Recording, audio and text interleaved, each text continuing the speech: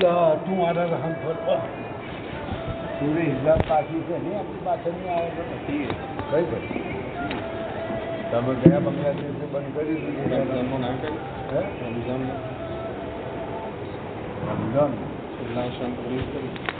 رمضان ہاں ہمیں تو زور بات نہیں جا بیٹا وہ بھی کہیں سے بیٹا ابھی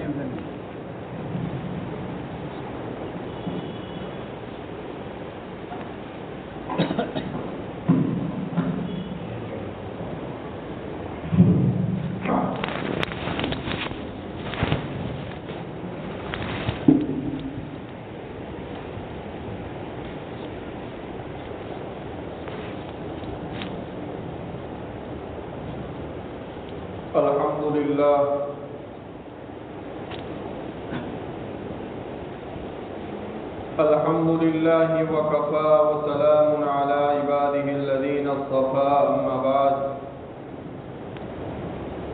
فأعوذ بالله من الشيطان الرجيم بسم الله الرحمن الرحيم وما أرسلناك إلا رحمة للعالمين صدق الله العظيم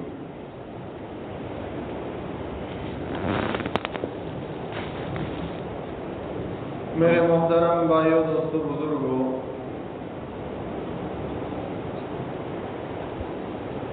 جیسا کہ ہم سب لوگ جانتے ہیں کہ ہماری بات حضرت نبی کریم صلی اللہ علیہ وسلم کی سیرت کے اوپر چل رہی ہے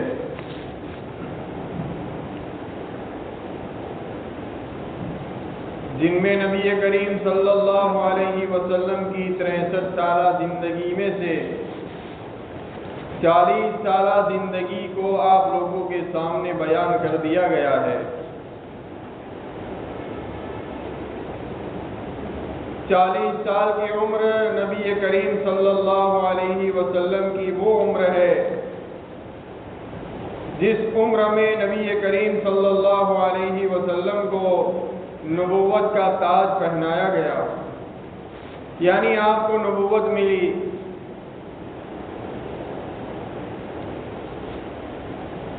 اور اس نبوت کے اندر پھر قرآن پاک کا نزول ہوا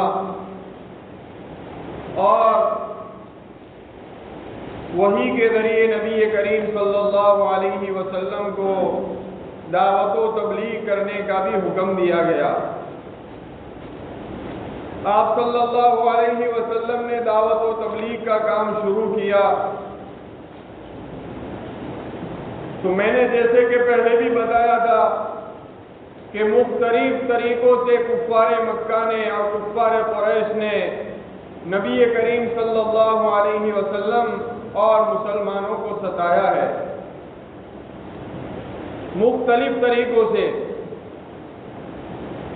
آپ کا مذاق اڑایا آپ کے جسم کے اوپر پتھر مارے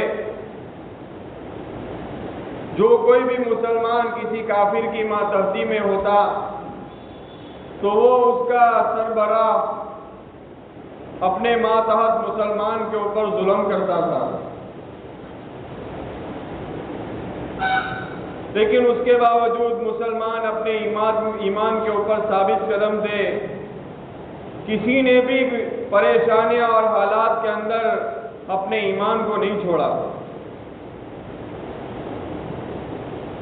اب یہ مشکلات یہ پریشانی یہ حالات سن 94 کے ابتدا کے اندر اخیری کے اندر یہ تو اس کا ظہور ہوا تھا ابتدا ہوئی تھی اور شروع کے اندر یہ معمولی تھا نبوت کے 4تھے سال ظلم و ستم کا یہ سلسلہ شروع ہوا تھا ابتدا کے اندر معمولی تھا لیکن جیسے ہی دین بدین آگے بڑھتے گئے تو ظلم و زیادتی بھی آگے بڑھتی گئی یہاں تک کہ سن 95 کے اندر یہ ظلم و ستم اور یہ تکلیف دینا اپنے عروج اور شباب کے اوپر پہنچ گیا یہاں تک کہ اتنا آگے بڑھ گیا کہ مسلمانوں کے لیے مکہ میں رہنا بھی مشکل ہو گیا.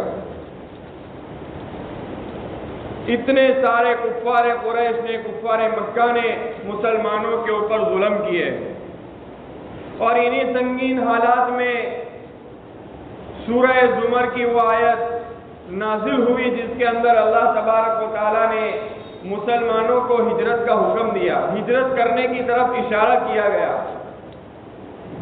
ادھر نبی کریم صلی اللہ علیہ وسلم جانتے تھے کہ حبشہ کا بادشاہ نجاشی وہ ایک عادل بادشاہ ہے، اس کے ملک میں کسی کے اوپر ظلم نہیں ہوتا، وہ بڑا اچھا بادشاہ ہے. تو نبی کریم صلی اللہ علیہ وسلم نے مسلمانوں کو اپنے ایمان کی، اپنے دین کی حفاظت کے لیے حبشہ کی طرف ہجرت کرنے کا حکم دیا کہ مسلمان ملک حبشہ کی طرف ہجرت کر جاوے.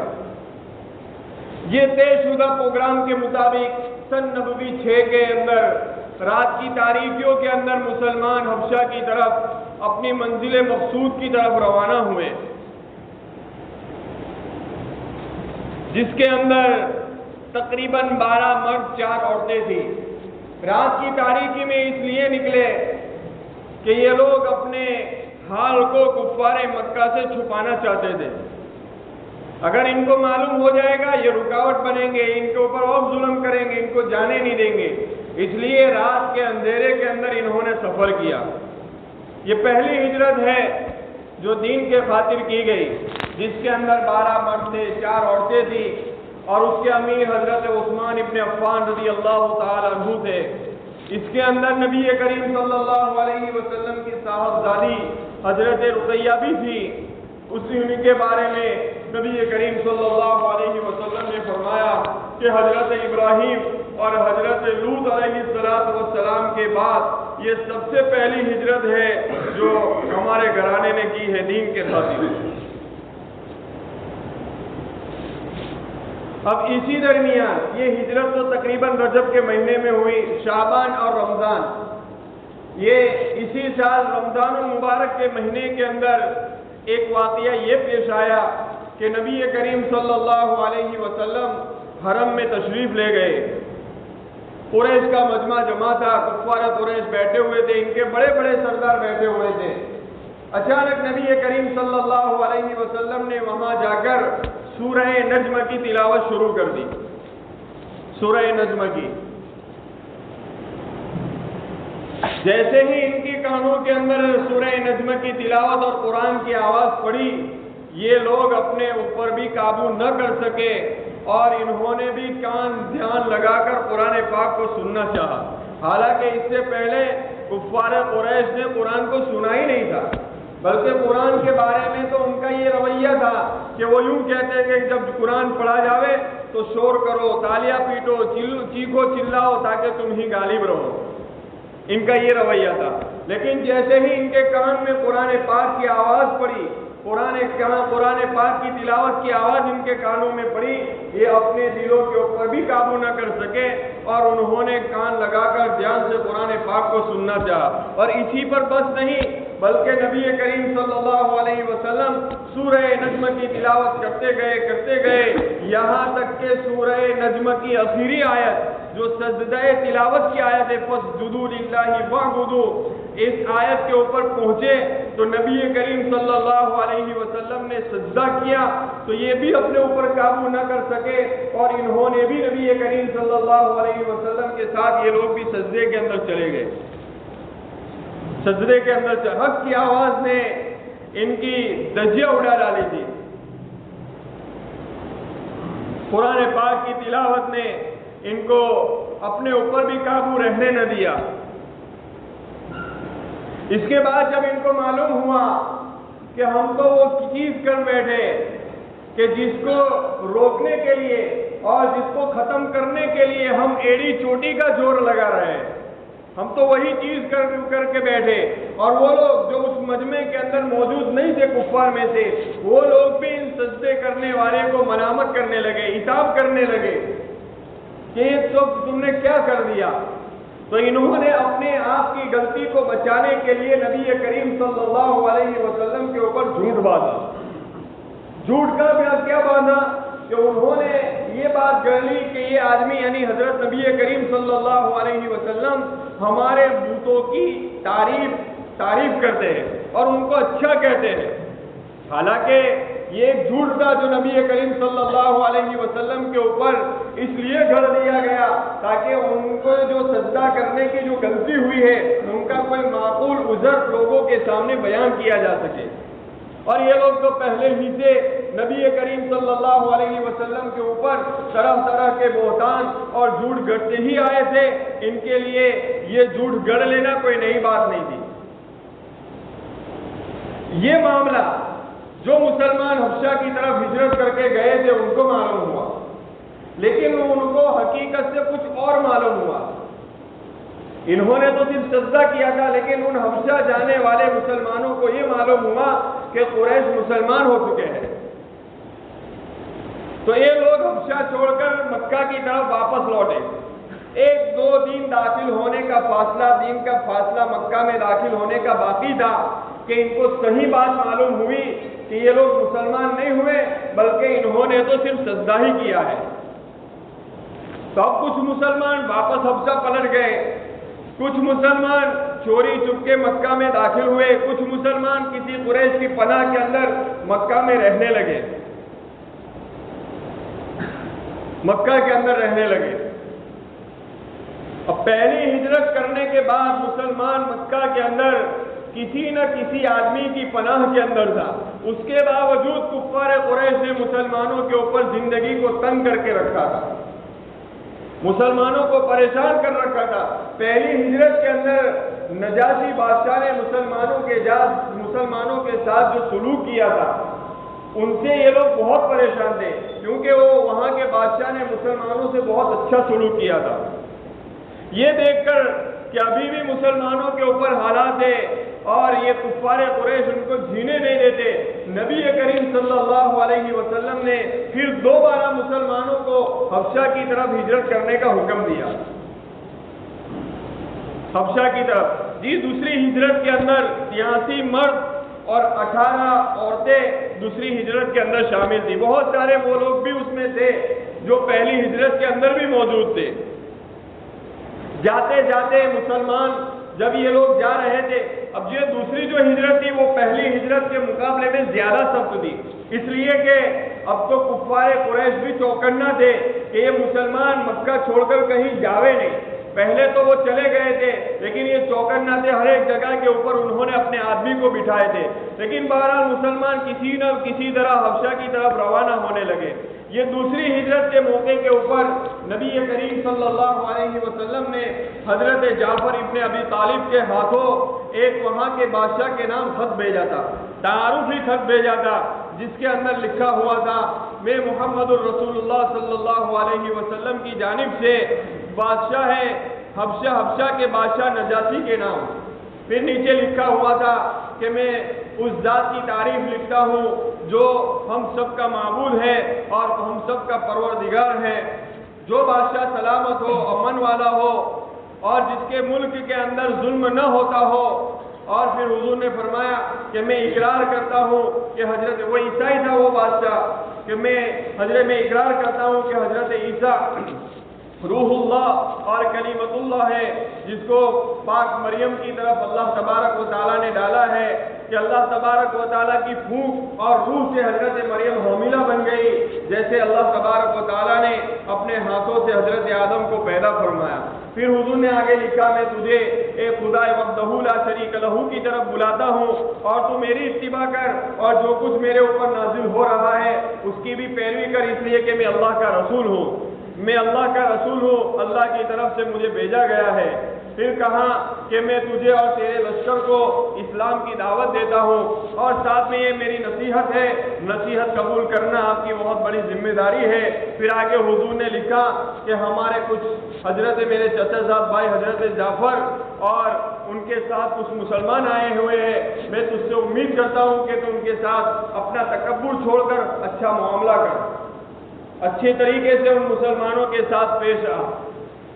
بادشاہ نجاشی کو حضرت جعفر نے وہ خط دیا بعض کتابوں کے اندر لکھا ہے نبی کریم صلی اللہ علیہ وسلم کے اس خط سے یوں معلوم ہوتا ہے کہ نبی کریم صلی اللہ علیہ وسلم جب تجارت کے لیے ملکوں کا سفر کرتے تھے تو آپ نے شاید یہ حبشہ کا بھی سفر کیا ہوگا، اسی لیے اللہ کے رسول کو معلوم ہے کہ وہاں کا بادشاہ عادل ہے، وہاں کسی کے اوپر ظلم نہیں ہوتا، اور مسلمانوں کو بھی وہاں کی طرف ہجرت کرنے کا نبی کریم صلی اللہ علیہ وسلم نے حکم دیا۔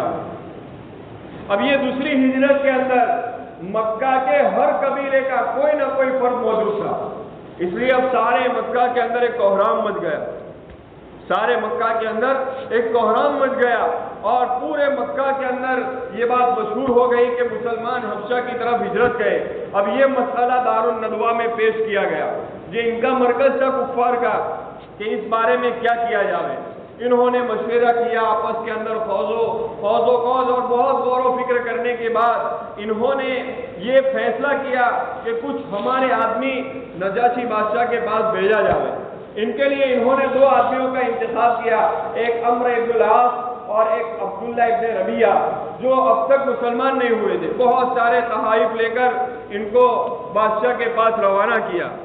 سب سے پہلے یہ 2 لوگوں نے بادشاہ کے جو امراء تھے، یعنی بادشاہ کے ماتحتی کے اندر کام کرنے والے تھے اور مذہبی پیشوا تھے، ان سے ملاقات کی، اور انہوں نے ان کو اپنی فیور کے اندر ہونے کی دعوت دی۔ یہ لوگ جب انہوں نے اتفاق کر لیا بادشاہ کے آدمی ہونے کہ ہم تمہارا ساتھ دیں گے، تو یہ عبداللہ ابن ربیعہ اور عمرو ابن العاص یہ بادشاہ کے دربار میں پہنچے، اور بادشاہ کے دربار میں پہنچنے کے بعد بادشاہ کو کہا، اے بادشاہ سلامت، کچھ نادان اور جاہل لوگ تمہارے ملک کے اندر آ گئے ہیں جنہوں نے ہمارا باپ داداؤں کا مذہب چھوڑ کر ایک نیا مذہب اختیار کر لیا ہے،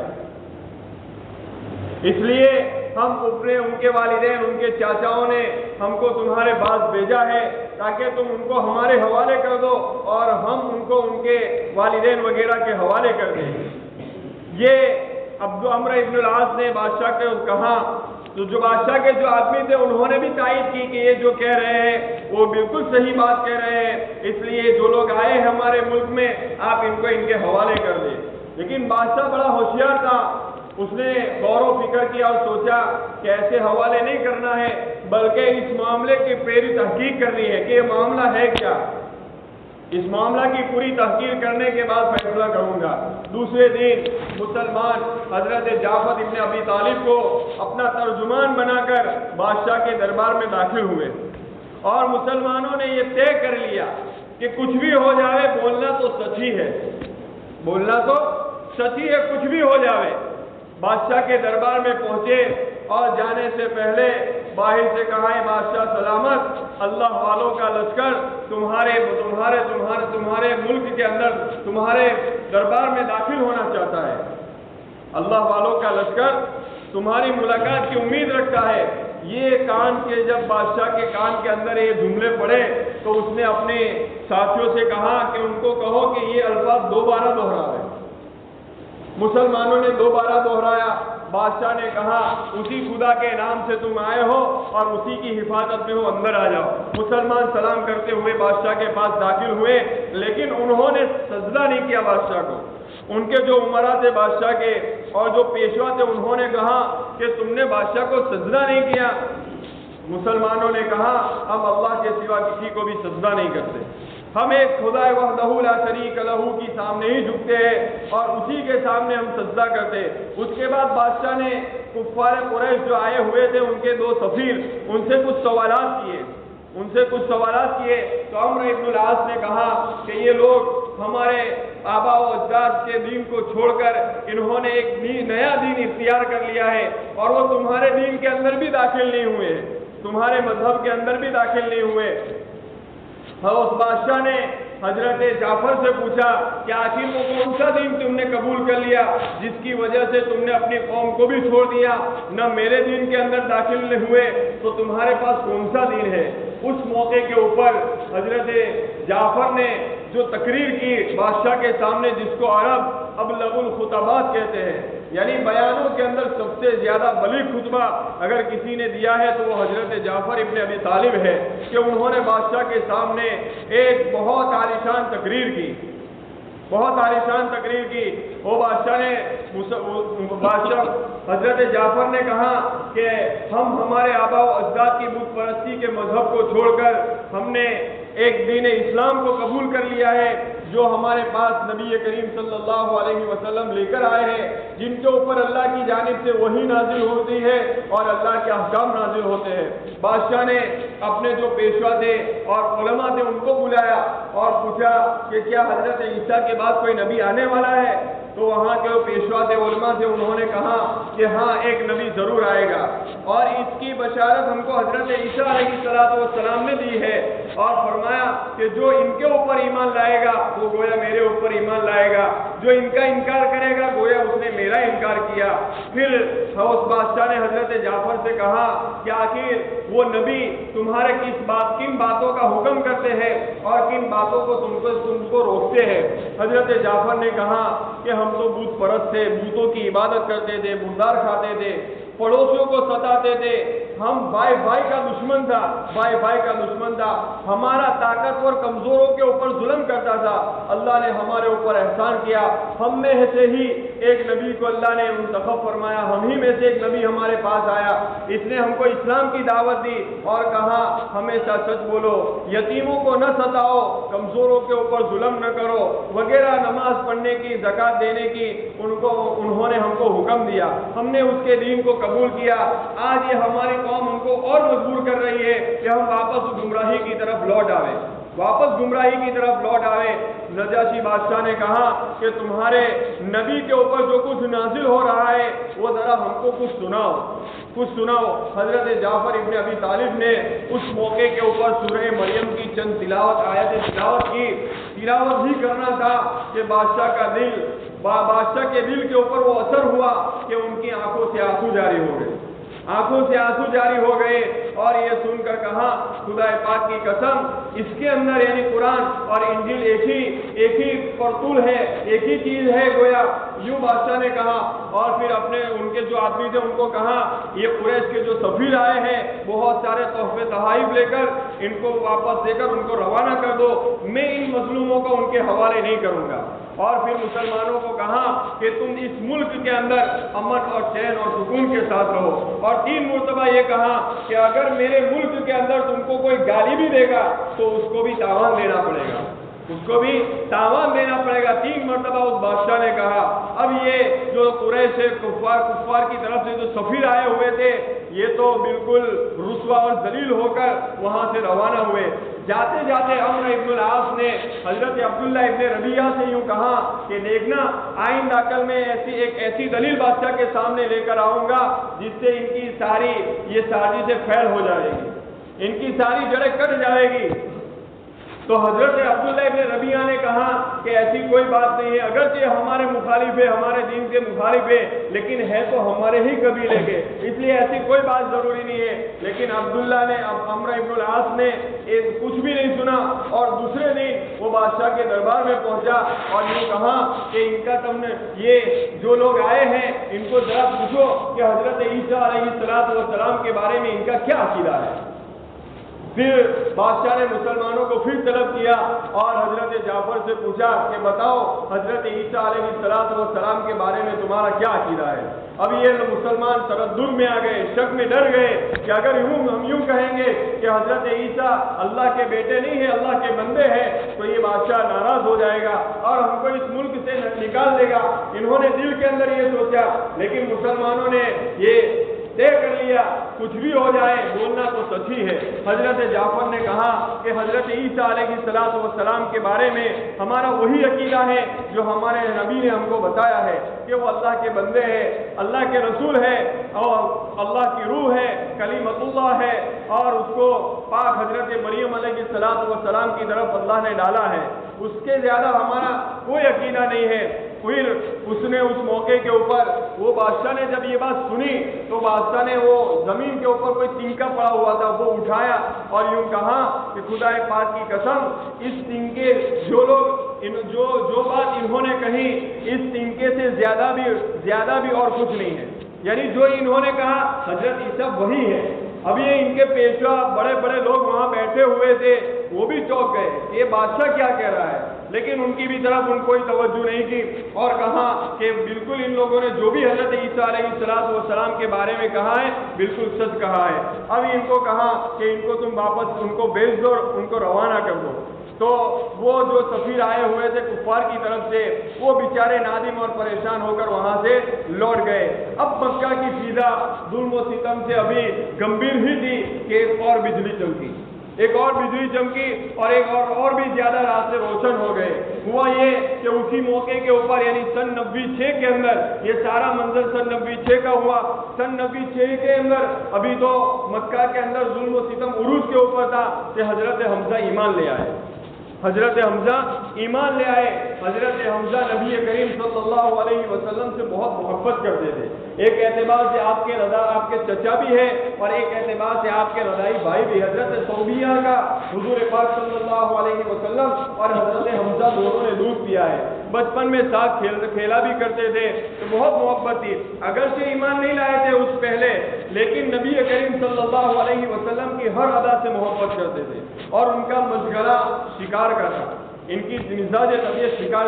صبح سے شکار میں نکل جاتے حضرت حمزہ, شام کو واپس لوٹتے تھے.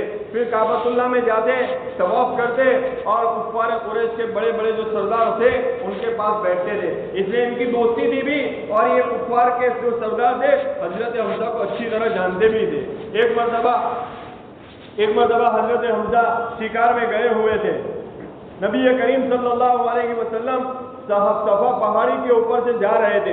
ابو جہل نے دیکھا کہ محمد اکیلے ہے تو ابو جہل نبی کریم صلی اللہ علیہ وسلم کے پاس آیا اور طرح کی گالیاں دی, بد کلامی کی اور حضور پاک صلی اللہ علیہ وسلم نے کچھ جواب نہیں دیا, خاموش رہے. اس کے بعد اس نے پتھر اٹھایا, نبی کریم صلی اللہ علیہ وسلم کو مارا, آپ کے جسم سے خون بہنے لگا. یہ سارا منظر کوہ صفا پہاڑی کے اوپر واقع مکان حضرت عبداللہ ابن جدعان کی سکھ بادی تھی, اس کا مکان وہاں تھا. یہ سارا منظر دیکھ رہی تھی, سب کچھ اس نے دیکھا. حضرت حمزہ جب شکار سے واپس آئے تو اس عبداللہ ابن جدعان کی وہ باندی نے وہ سارا منظر اور سارا ماجرا حضرت حمزہ کے سامنے بیان کیا. حالانکہ ابھی تک وہ ایمان نہیں لائے تھے. سارا منظر بیان کیا تو ایک دم بھڑک اٹھے اور قریش کے بہت مضبوط آدمی تھے حضرت حمزہ. فوراً ابو جہل کی تلاش میں نکلے, ذرہ برابر بھی ذاکر کیے بغیر ابو جہل کی تلاش کے اندر نکلے اور اس کو تلاش کرتے کرتے حرم کعبہ میں پہنچے تو ابو جہل اپنے قبیلے مخزوم جو ان کا قبیلہ ہے ان کے پاس بیٹھا ہوا تھا اور کہا, حضرت حمزہ نے وہاں جا کر فوراً کہا کہ تیری ہمت کیسے ہوئی کہ تو میرے بھتیجے کو گالیاں دیتا ہے. میں نے بھی اس کا دین قبول کر لیا ہے, اگر تیرے اندر ہمت ہے تو مجھے بھی تو مار کے دکھا. اس کے بعد حضرت حمزہ نے کمان لی اور اس کے سر کے اوپر ماری جس سے خون بہنے لگا. تو قبیلہ بنو ہاشم یعنی حضرت حمزہ کا قبیلہ اور قبیلہ مخزوم جو ابو جہل کا قبیلہ, ان کے اندر آپس کے اندر لڑائی بھی ہوئی. ابو جہل نے روکا کہ چھوڑ دو, میں نے ان کو بھتیجے کو بہت بری گالیاں دی ہے. وہ معاملہ ٹھنڈا ہوا. لیکن حضرت حمزہ کا اب تک جو ایمان تھا وہ حضور کی حمیت کے اندر ایمان تھا. یعنی ان کے رشتہ داروں میں سے نبی کریم صلی اللہ علیہ وسلم کو ابو جہل نے جو تکلیف پہنچائی اس کے متعلق حمایت کے اندر یوں کہا کہ میں نے بھی اس کا دین قبول کر لیا, لیکن حقیقت میں قبول نہیں کیا. گھر گئے تو ابھی شک میں تھے کہ کہیں اسلام قبول کروں کہ نہ کروں. اچانک دل کے اندر آیا حق تو یہی ہے, حق دین تو یہی ہے, اسلامی حق ہے. حضور پاک صلی اللہ علیہ وسلم کی خدمت میں حضرت حمزہ حاضر ہوئے اور کہا کہ بھتیجے خوش ہو جا, میں نے آپ کی طرف سے بدلہ ابو جہل سے لے لیا ہے. حضور نے فوراً فرمایا کہ اے میرے چچا, میری آنکھیں اس سے ٹھنڈی نہیں ہوگی کہ آپ میری طرف سے بدلہ لے لیں, بلکہ میری آنکھیں تو اس وقت ٹھنڈی ہوگی کہ جب آپ اسلام قبول کر لیں. اسی موقع کے اوپر حضرت حمزہ نے دار ارقم کے اندر اللہ کے رسول صلی اللہ علیہ وسلم کے ہاتھوں ایمان قبول کیا اور مسلمان ہو گئے. جیسے حضرت حمزہ ایمان لائے 3 دن کے فوراً بعد حضرت عمر رضی اللہ تعالیٰ عنہ بھی ایمان لائے. دار ارقم یہ مسلمانوں کا اسلام کا سب سے پہلا مرکز تھا اسلامی. یہ بھی صفا پہاڑی کے قریب ایک مکان ہے دار ارقم, یہ مسلمانوں کا سب سے پہلا مرکز رہا ہے. نبی کریم صلی اللہ علیہ وسلم جو کوئی بھی ایمان لینے کے لیے آتا تو اس کو وہاں لے جا کر نبی کریم صلی اللہ علیہ وسلم اس کو کلمہ پڑھاتے تھے، اور کیونکہ ان کا ظلم و ستم بھی کفار کا بہت زیادہ تھا، اس لیے چھپ چھپا کر اسی دار ارقم کے اندر